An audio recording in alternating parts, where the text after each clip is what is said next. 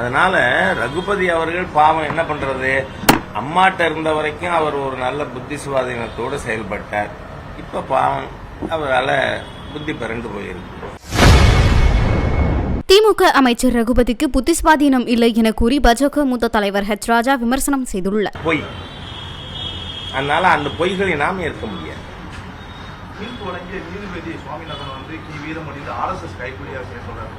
வீரமணியை கைது பண்ணணும்.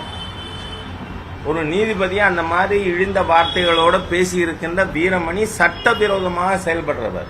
He should immediately be arrested.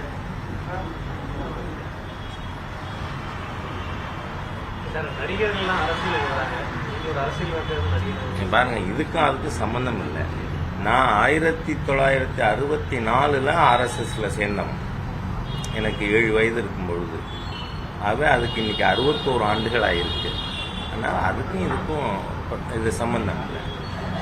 அமைச்சர் ரகுபதி சொல்றாரு 2014 தீர்ப்பின்படி நாங்க அணுகுறோம். இவங்க வந்து அந்த 2014 மாத்தி 1994 தீர்ப்பு என்ன, சரி 1931 பிரிவி கவுன்சில் தீர்ப்பு என்ன, நீங்க வேற எங்கேயுமே யாரும் சரி இந்துக்களுக்கு முருகனுக்கு சொந்தம்னு சொல்லிட்டா அங்க இந்துக்கள் என்ன வேணா பண்ணலாமே, தீபம் ஏத்துறது ஒரு தப்பா என்ன?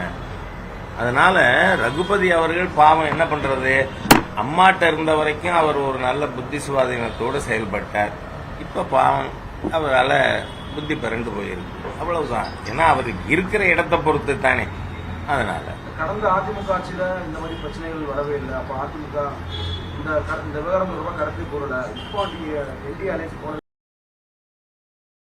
செய்திகளை உள்ளது உள்ளபடி தெரிந்து கொள்ள ரெஃப்ளெக்ட் நியூஸை சப்ஸ்கிரைப் பண்ணுங்க.